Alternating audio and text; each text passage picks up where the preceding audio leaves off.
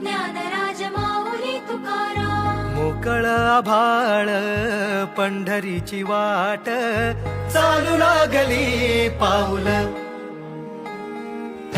नाम गोड ओठी माऊली माऊली अंतरी भेटीची चाहुल.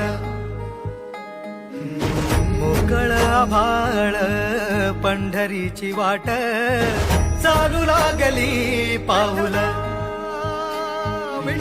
नाम गोड ओठी माऊली माऊली अंतरी भेटीची चाहुल.